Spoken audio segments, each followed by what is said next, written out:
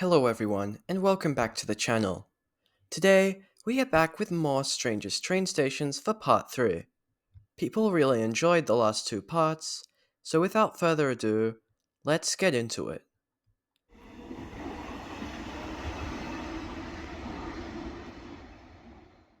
First, we have Eaglemont. This is a station on the Hurstbridge line situated right before the much busier Heidelberg station, one of the busiest on the line. Eaglemont is comparatively much quieter.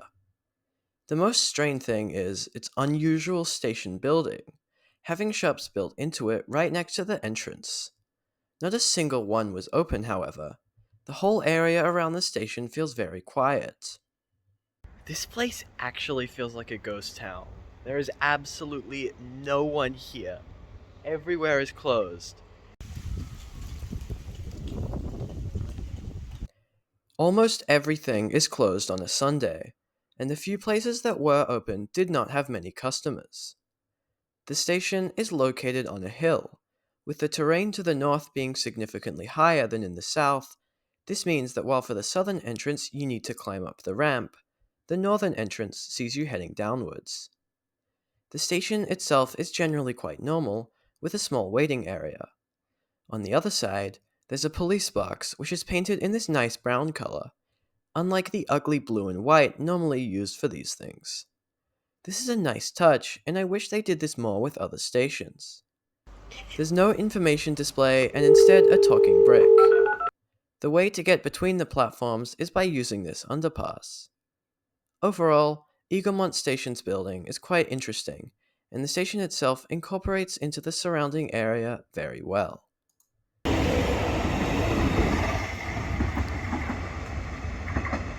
Next we have Wattle Glen.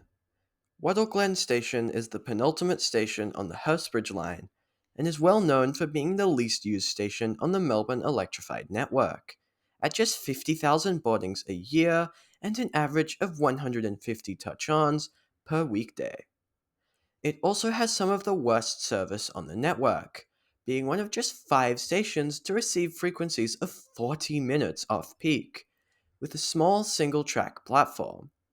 Surprisingly, there is a small shelter and seating area that provides much more protection than a lot of busier stations. I'm looking at you, South Kensington. We don't need another park, we need a pedestrian crossing to get to the station. Interestingly, this shelter is actually double-sided, and there's also seating located outside the station entrance. Calling it an entrance is a bit much, however, as it's literally just a gap in the fence with a few Mikey readers thrown in. Behind the station, there's of course a huge parking lot, which makes sense given how few houses are within walking distance of the station. Wattle Glen is barely even a suburb and has a population of less than 2,000, a decent portion of which lives in what is effectively a rural area. Overall, Wattle Glen is a small station that's quite difficult to access and is located away from the main populated area of the suburb. And with frequencies like this, it's no wonder it's the least used station on the entire electrified network.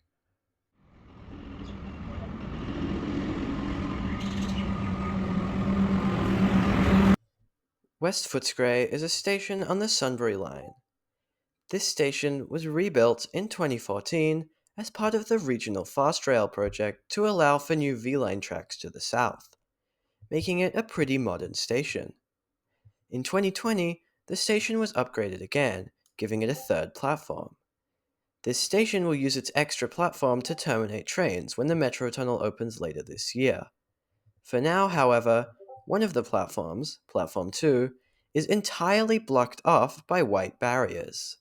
It's quite unusual for it to be this way, as normally unused platforms are simply left unused, instead of having a giant wall put in front of them.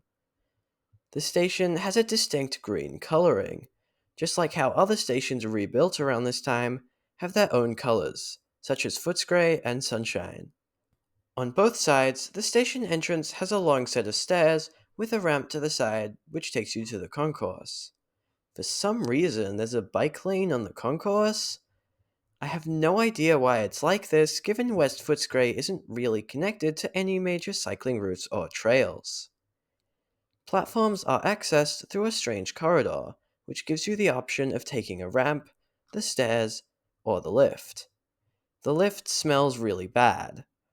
Apart from, well, this, the platforms are pretty standard for a modern station.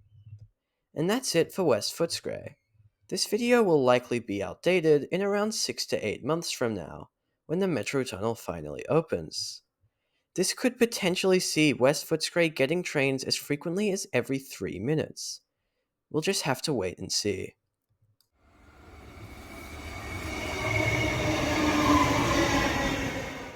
Next is Middle Gorge. This station is one of the newest stations built in Melbourne, having been delivered as part of the Mernda Line extension, which was completed in 2018. It's named after the Middle Gorge Park, which is located over 2 kilometers from the station. The most interesting part about this station is the environment. Unfortunately, I visited this station on a cloudy day, so it may not be the best showcase of what the station has to offer. The western entrance has quite a few paths and ramps to get to the station. You can take the main stairs, follow this ramp, or head down towards the underpass to take the lift. This being an outer suburban station, there's of course a large car park. There's also a bike cage in this strange circular building. The station itself has a giant red roof that provides shelter. On the platforms, there's a waiting area with some vending machines. There's a kiosk window for a place called Zane Coffee on the other side, although it didn't seem to be open. I'm not sure if this was ever open in the past or is planned to be in the future. To get between the platforms, you can take the stairs or the lift to get down into the underpass, which has this unique red lighting. The whole station is surrounded by plants and greenery, surrounding both entrances and even on the platform itself. It's a really nice touch, and it goes a long way to make Middle Gorge feel unique.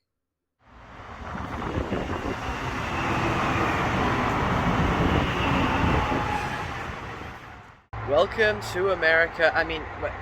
Williams Landing.